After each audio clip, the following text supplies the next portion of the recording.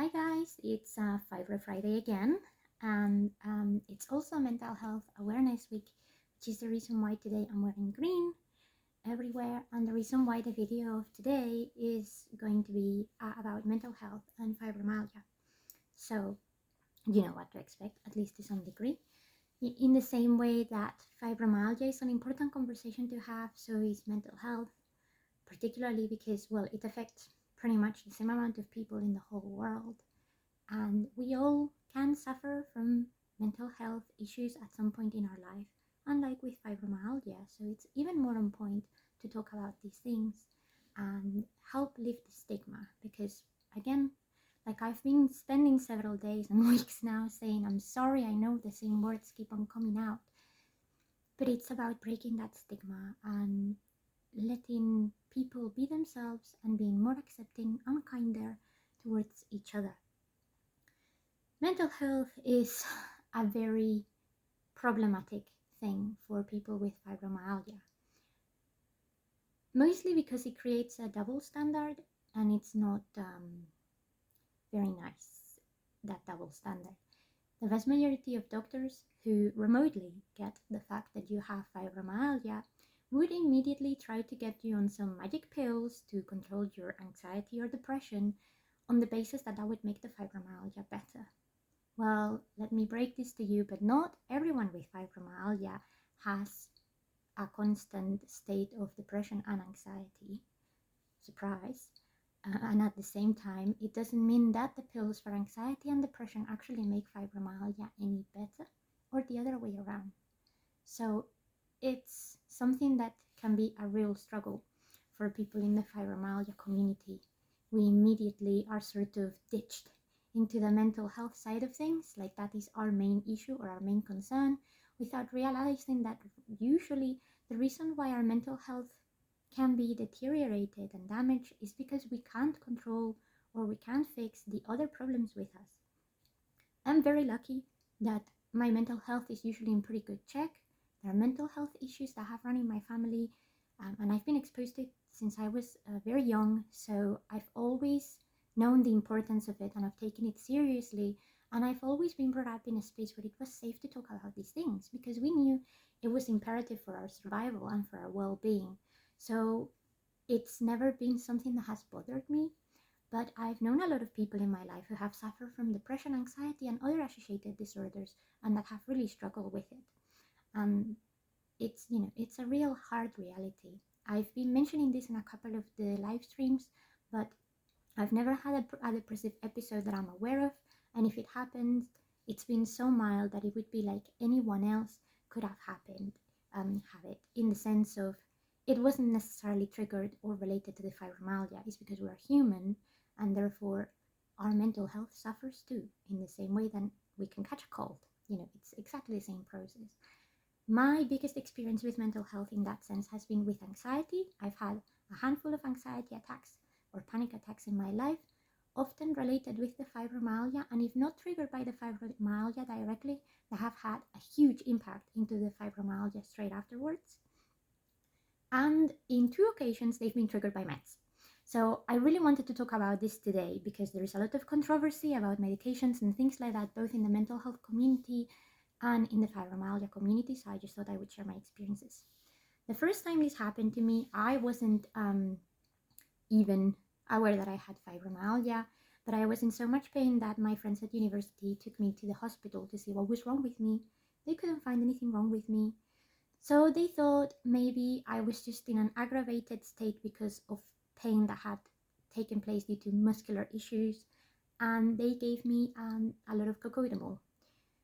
And I'm sure a lot of you take cocodamol as a usual pain relief, but I had the worst reaction to it. My neurological imbalance reacts really badly to this type of pain control medicines and neuroblockers, as we call them. So instead of actually dealing with the pain, it triggered an enhanced state of paranoia and constant anxiety, to the point that I was actually convinced I was the victim of an intergalactic battle, and I was a space marine who had damaged their arm and just needed the apothecarium to come and fix it by just taking it away and replacing it with a new one.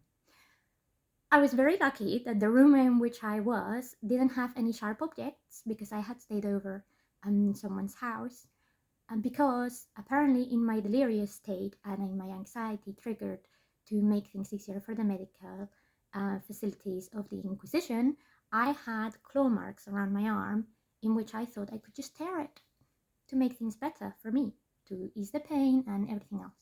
So under that premise, I'm not allowed to have cocodamol or anything similar to cocodamol because I had hallucinations and severe anxiety for the day and a half in which I actually took the medication just to ease the pain. The second incident came more recently, just a couple of years ago, at the end of 2018, if I remember correctly. And it was when I was given amitriptyline to deal with a pain with my left hip. If you've been following, I have another undiagnosed exact issue with my hip that feeds into the fibromyalgia and causes a lot of pain. So because they didn't know once again what it was and they were waiting for some other scans, they gave me amitriptyline in the hopes that it would help both the pain with the leg and the fibromyalgia. And it was a very similar situation, except I wasn't so much delirious but constantly paranoid. I was convinced that there was something outside of my bed, outside of my front door, that was out there to kill me, literally. And therefore, if I left my bed, that was it. It was the end of me. I was very lucky that a couple of friends with anxiety recognized the signs very quickly, came to help me out, and obviously we spoke with the doctor and we're like, look, this is not sustainable and I don't want to feel like that ever again because I'm seriously concerned for my safety and it's not actually helping the pain. So obviously this is not the drug for me. I'm quite tiny as well, so a lot of these drugs just have an enhanced effect because, I don't have the body weight or the mass to just process them properly. So yeah, no amitriptyline for me or any type of neurological meds of any kind, but it was really hard because I hadn't left the house in 3 days because of the pain and the state in which I was in, and I desperately needed some air, some food, things like that. So my friends helped me get dressed, which was seriously the worst thing in the world, and they took me just to the shops just to change scenery, and so I could realize that in fact there was nothing out there that was trying to kill me. But in the process of doing so, I had a massive anxiety attack in the middle of Waterstones, just in the process of trying to find a book to cheer me up. So they taught me some grounding techniques, which was really useful. Things like count backwards from 10 or 20 to 0, um, say the ABC but backwards or in a different language if you can, or name 5 items in this room that are blue. Things like that sort of help you understand that you're still in control of the situation. A lot of the time, anxiety makes us feel like everything is hopeless and we have no power over it, and that's why we get stressed to the point of being anxious. That's essentially how anxiety works in a sort of simple way of explaining this. Obviously, it's a lot more complicated than that. But by learning these things and being aware of what some of the signs were, I was able to really understand what others go through and how they live their lives, which is sincerely really hard, and also help myself in the future. So if you suffer from fibromyalgia and have recurrent mental health problems, I'm sure that you have, techniques in place. I'm not gonna lecture you on how to do what's best for your mental health, but in case you need a friendly reminder, just create a safe space. A lot of people find that covering their head or just themselves being sort of protected really helps with that sort of thing when they have an anxiety attack or a paranoid stage or something that really throws them off and that makes their mental health be at risk. The best example is the typical baby or child's blanket. Like I have one right here. This is my blanket. This is my safe space. If I'm feeling fragile or delicate or whatever, or cold, which happens often with fibromyalgia, my blanket makes me feel at ease. And actually, they do weighted blankets these days, which really help apparently with people with depression and anxiety to sleep and relax because the weight sort of sends communications and messages to your brain to sort of help you ease and calm down. Aromatherapy helps a lot as well with both fibromyalgia and mental health because our smell is actually one of the strongest senses in our body.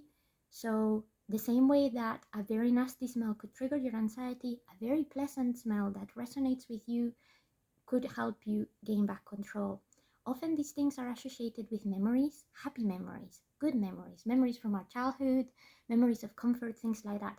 It's the same reason why comfort food is a great way of giving you a boost to your mental health and fibromyalgia as well, as long as it's good for your belly and your neurons. Remember, diet is very important, and it's very important in mental health as well. You should be checking what you eat, because the brain consumes roughly 80% of everything we eat a day. So if what we're eating is rubbish, your brain will feel rubbish and your mental health will also deteriorate. So comfort food plays an important role as well for people with depression, anxiety, and fibromyalgia, as well as other associated disorders, because that comfort also helps us gain control of pain. It helps us let go of the fatigue. It just puts us in a stage where we feel more like ourselves. And at the end of the day, neuropathies need this. Mental health needs this. It's very, very important that we find a way of making ourselves the most comfortable that we can. And on an unrelated subject, the stomach is one of the biggest repositories, not just the stomach, but the intestine as well, are one of the biggest repositories of serotonin in our whole body, which of course plays a massive role for people with depression, anxiety, ADHD, fibromyalgia as well, and that we tend to forget. It also plays a massive role in sleep. So if what you're eating is depleting your serotonin levels in your stomach, then obviously this one is going to notice. So just look into that and see what that can do for you. Have an outlet. We've been talking about this a lot, but the hobby can be therapy. You don't need to have your therapy with a therapist. If you need it and if it helps you, please go and find help. Whether it's a therapist, whether it's Mind, Samaritans, or a friend that will just listen. It doesn't matter if you have fibromyalgia, any mental health problems, or just a bad day. Just talk about it. Because it's not just a matter of knowing that someone is listening to you, but our brain also processes the movements of our own tongue. If you are talking that thing out, the brain is also processing it. It's helping the brain get to grasps with what has happened and how it's made you feel.